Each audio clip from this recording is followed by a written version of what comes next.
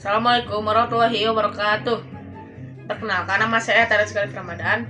Pada kesempatan kali ini saya akan mempresentasikan buku Muda Mendunia.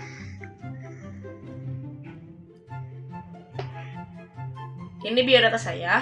Tempat tanggal lahir Sukabumi 17 Agustus 2011. Nama Teres Galif Ramadan. Sekolah di SMP IT Askia 1. Materi yang akan dibahas pada kesempatan kali ini adalah materi dari bab 5 yang berjudul Panggilan Jiwa dan materi dari bab 6 yang berjudul Datangkan Doa Orang Fakir dengan Sedekah. Bab 5 Panggilan Jiwa. Bismillahirrahmanirrahim. Sejak kecil, ketika aku berobat ke dokter, aku senantiasa menatapnya sebagai sosok malaikat penolong dan pemberi harapan yang kerap kali mengobatiku. Itulah yang mendorongku untuk terus mengejar mimpiku menjadi seorang dokter. Banyak di antara kita masih belum tahu ingin menjadi apa, bercita-cita apa, ingin mengejar apa, ingin melangkah kemana.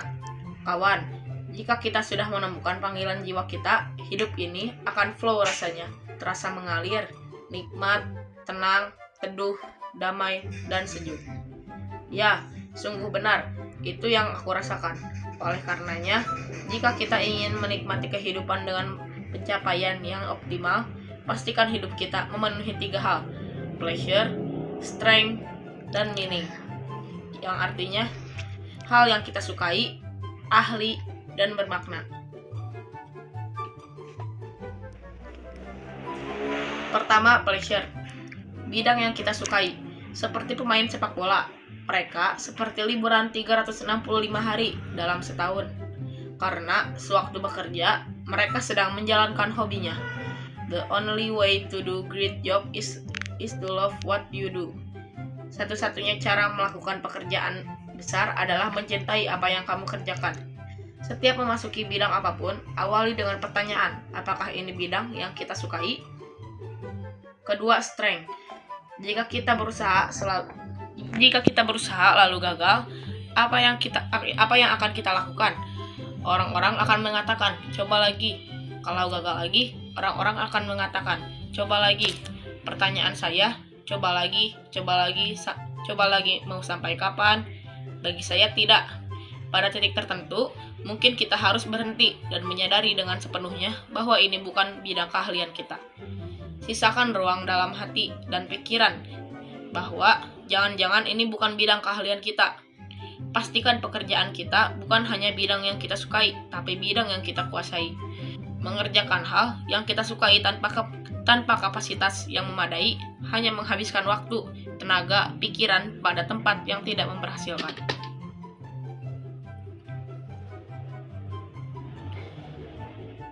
Ketika kesukaan bertemu dengan ketangguhan, lalu kau bungkus dengan ketulusan, maka lihatlah bagaimana Allah membesarkanmu.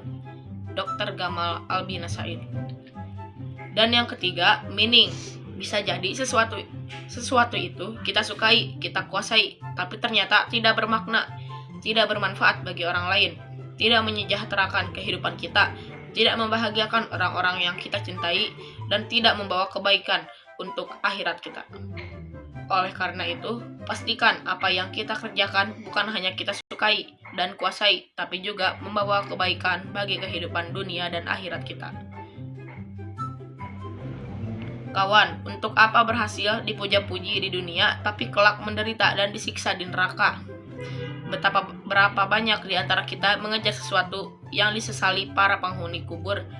Oleh karena itu, jangan mati-matian mengejar sesuatu yang tidak bisa dibawa mati.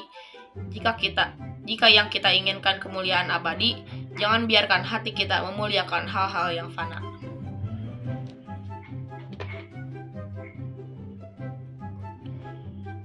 Divine calling. Panggilan jiwa akan memberikan kita ketegasan untuk menolak hal-hal yang tidak kita sukai, memberikan kita keberanian menolak hal-hal yang tidak kita kuasai, memberikan kita kekuatan untuk meninggalkan pekerjaan yang tidak bermakna. When our interests intersect with mystery and get bundled up with science, you will see Allah empower you. Ketika kesukaan bertemu ketangguhan, lalu kau bungkus dengan ketulusan, maka lihatlah bagaimana Allah membesarkanmu. Dr. Gamal Albina Said berkata, berapa banyak di antara kita mengejar sesuatu yang disesali para penghuni kubur.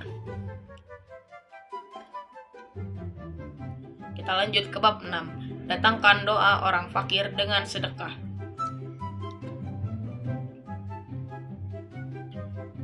Bismillahirrahmanirrahim. Izinkan saya berbagi kisah. Seorang anak pemulung bernama Khairun Nisa. Penghasilan ayahnya 10.000 setiap harinya. Suatu hari dia sakit diare. Namun karena ayahnya tidak punya cukup uang, ia tidak bisa pergi berobat. Setiap hari ia menemani ayahnya memulung hingga 5 Juni 2005, Khairun Nisa meninggal dunia tepat di gerobak sampah ayahnya. Ini adalah kisah nyata yang terus memotivasi kami mengembangkan berbagai inovasi kesehatan sosial. Salah satunya klinik asuransi sampah untuk membantu masyarakat miskin mendapatkan pelayanan kesehatan, karena kami yakin kesehatan adalah hak semua orang, termasuk mereka yang kurang mampu.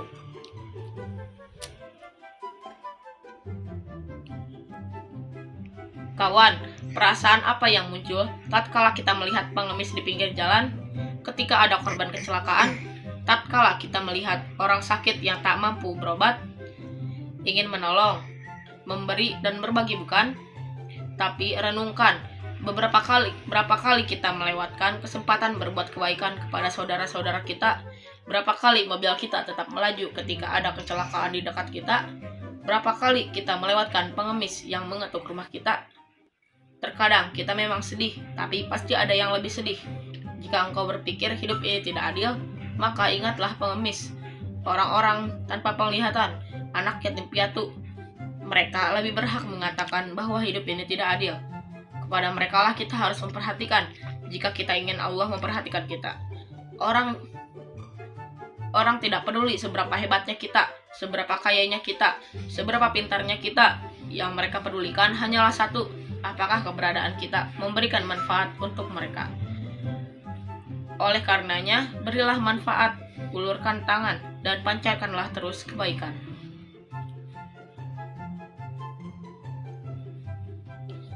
Jika engkau berpikir hidup ini tidak adil, maka ingatlah pengemis, orang buta, anak yatim piatu. Mereka lebih berhak mengatakan bahwa hidup ini tidak adil. Kepada mereka lah kita harus memperhatikan jika ingin Allah memperhatikan kita. Dr. Gamal Albina Said. Boleh jadi saat engkau tidur terlelap, pintu-pintu langit sedang diketuk oleh puluhan doa kebaikan untukmu. Dari orang fakir yang telah engkau tolong, atau dari orang kelaparan yang telah engkau beri makan, atau dari orang yang sedih yang telah engkau bahagiakan, atau dari orang yang dihimpit kesulitan dan telah engkau lapangkan. Maka janganlah sekali-kali engkau meremehkan sebuah kebaikan. Mungkin kita menerka keberhasilan yang kita terima adalah buah dari doa dan kerja keras kita, tapi sadarkah kita bahwa barangkali keberhasilan itu adalah jawaban dari doa seseorang yang tak pernah kita sangka sebelumnya.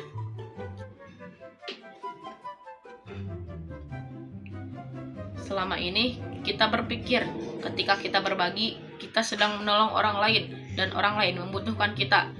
Kita salah besar. Sebenarnya, kitalah yang menolong diri kita sendiri dan kitalah yang lebih membutuhkan dibanding orang yang kita tolong. Datangkanlah doa orang-orang fakir dengan sedekah.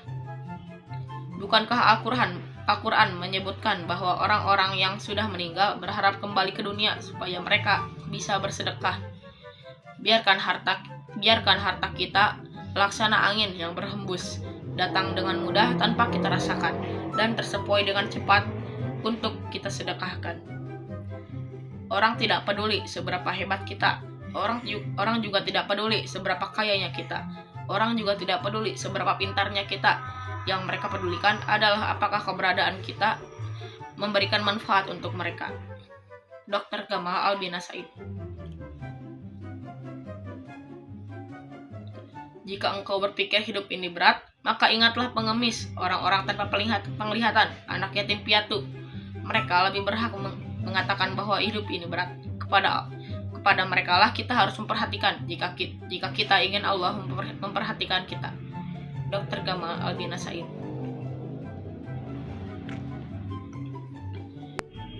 Kita masuk pada kesimpulan.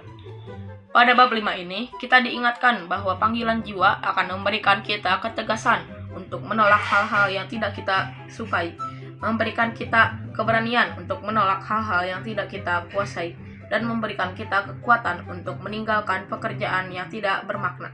Jika kita telah menemukan panggilan jiwa kita, hidup akan terasa lebih tenang. Pada bab 6, kita diberitahu agar kita sebisa mungkin harus menyisihkan sebagian harta kita kepada orang-orang yang membutuhkan, karena bisa jadi kesuksesan kita berasal dari doa-doa orang yang pernah kita tolong.